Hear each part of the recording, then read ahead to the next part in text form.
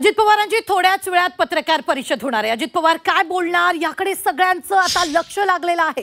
ही मोठी बातमी आपण आताच्या क्षणाची पाहतोय। अजित पवारांची थोड्याच वेळात पत्रकार परिषद होणार आहे। तर या सगळ्या गैरव्यवहार प्रकरणात अजित पवार काय बोलणार याकडे सगळ्यांचं लक्ष लागलेलं आहे।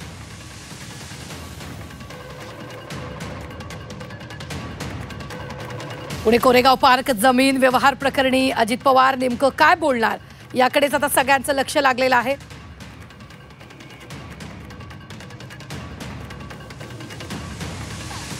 जी 24 तासच्या या बातमीनंतर चौकशी समिती सुद्धा स्थापन झाली आणि अजित पवार आता या प्रकरणाची स्पष्टता करतील। माझे अनेक सहकारी माझ्या सोबत आहेत। आम्ही जी 24 तासची सगळी टीम आज अजित पवारांच्या प्रतिक्रियेची महत्त्वपूर्ण प्रतिक्रियेची वाट बघतोय। सगळ्यात सुरुवातीलाच आपण जाणार आहोत ज्ञानेशकडे। ज्ञानेश, आज अजित पवारांची आपण बातमी लावून धरलेली आहे। गेल्या 2 दिवसांपासून काय अपेक्षा आहे, म्हणजे आजची पत्रकार परिषद तुझ्या आयुष्यातली किती महत्त्वाची पत्रकार परिषद आहे?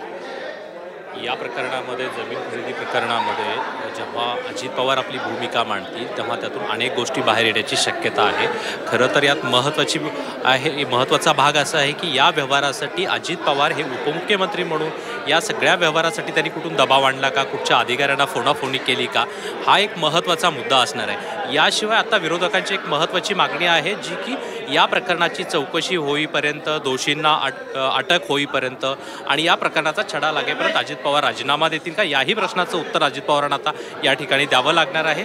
या अनुषंगाने अजित पवार आपली भूमिका काय मांडतील हे देखील फार महत्त्वाचं राहणार आहे। नक्कीच कपिलकडे आपण जाऊयात। कपिल खरं तर शिवसेना शिंदे बीट, कपिल तू बघतोस राज्याचे दुसरे उपमुख्यमंत्र्यांचं आगमन आता होत आहे। शिंदेंकडनं बीट बघत असताना उपमुख्यमंत्री आता अजित पवार दाखल होत आहेत। आपण थेट जातो आहोत फ्रेमवरती, हे आपण बघतो आहोत की उपमुख्यमंत्री अजित पवार हे आता काही क्षणामध्ये इथे येतील। त्या दुसरे जे उपमुख्यमंत्री आहेत एकनाथ शिंदे यांचं बीड बघणारे जे आमचे रिपोर्टर आहेत कपिल, मला सांगा की खरं तर उपमुख्यमंत्री पद हे संविधानिक नाही आहे, मात्र तरीसुद्धा अतिशय महत्त्वाचं पद। आज त्याच दुसऱ्या एका उपमुख्यमंत्री पदाच्या व्यक्तीची पत्रकार परिषद तुम्ही अटेंड करतायत। आपण अनेक पत्रकार परिषदा अटेंड करतो, अनेक महत्त्वाचे खुलासे होतात, अनेक महत्त्वाच्या बातम्या देतो, मात्र जी 24 ताससाठी आजचा उपमुख्यमंत्री अजित पवारांचा खुलासा किती महत्त्वाचा आहे? नक्कीच मोठा खुलासा असणार आहे। याकडे सर्वांचं लक्ष लागलेलं, जी 24 तासच्या सर्वच लोकांचं लक्ष लागलेलं आहे, प्रेक्षकांचं लक्ष लागलेलं आहे। कारण जी 24 तासनी जी बातमी ज्या प्रकारे डेव्हलप केली, ज्या प्रकारे चालवली, त्यानंतर ह्या बातमीचं आता रूपांतर कशामध्ये होते ह्याकडचं सर्वांचं लक्ष लागलेलं आहे। सर्वात महत्त्वाचं म्हणजे अजितदादा आज काय खुलासा देत आहेत, हा जो करार आहे हा रद्द करतायत का, हा जो व्यवहार आहे हा रद्द करण्याच्या सूचना देत आहेत का। त्याचबरोबर सर्वात महत्त्वाचा प्रश्न असा येतोय, अजितदादा हे प्रशासकीय वर्गामध्ये एक महत्त्वाचं स्थान समजलं जातं। प्रशासकीय कामात ते 1 नंबरला असतात नेहमी, आणि अशा ह्याला जे फाईल आहे ती 2 दिवसात कशी पास झाली याच्यावर अजितदादांचंच वर्चस्व होतं का, असे अनेक प्रश्न उपस्थित होतात। याकडे अजितदादा कसं बघतात, अजितदादा यावर राजीनामा देतात का? कारण ह्याआधी आपण अनेक उदाहरणं पाहिलेत का अजितदादांनी राजीनामा दिले होते। यावेळी अजितदादा काय भूमिका घेत आहेत याकडे सर्व लक्ष लागले आहे। त्यामुळे ही पत्रकार परिषद ही खरंच एक महत्त्वाची पत्रकार परिषद ठरणार आहे।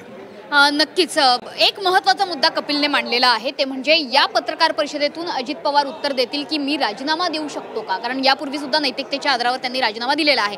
आमच्या दुसऱ्या प्रतिनिधी आहेत सीमा आढे। सीमा, खरं तर तू हेच बीट बघतेस, राष्ट्रवादी अजित पवार गट आणि राष्ट्रवादी शरदचंद्र पवार हे दोन्ही पक्ष तू सांभाळतेस। एकंदरीत अजित पवारांची जी शैली आहे प्रशासनासोबतची हाताळण्याची ती तुला माहिती आहे, आणि अजित पवारांचं आगमन थोड्याच वेळात आता होत आहे। नक्कीच मनश्री, खरं तर काल 5:15 अजित पवारांनी पहिली प्रतिक्रिया दिलेली होती, ते माध्यमांसमोर आलेले होते।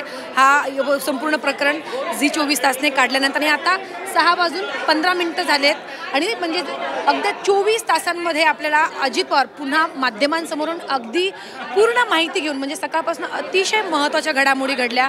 अजित पवारांनी 2दा आज मुख्यमंत्री देवेंद्र फडणवीस यांची भेट घेतली। दुसरी जी बैठक होती आज वर्षा निवासस्थानी झाली, ती अतिशय महत्त्वाची होती, आणि त्या बैठकीनंतर अशी शक्यता वर्तवली जाते की हा जो संपूर्ण जमीन व्यवहार जो झालेला आहे तो रद्द होण्याची शक्यता आहे। कारण या भेटीमध्ये पक्षाचे महत्त्वाचे नेते वर्षा निवासस्थानी दाखल झालेले होते मुख्यमंत्र्यांच्या भेटीसाठी, अजित पवार, सुनील तटकरे, प्रफुल्ल पटेल। त्यामुळे अशी शक्यता सध्या आहे की कदाचित अजित पवार हा संपूर्ण जो व्यवहार आहे तो रद्द करण्यासंदर्भात एक मोठी घोषणा करू शकतात। 24 तासांमध्ये अजित पवारांनी केलेली ही कामगिरी असे म्हणावी लागेल। कालपासूनच ते ॲक्शन मोडमध्ये आलेले होते। जेव्हा त्यांच्याशी सकाळी बोललीस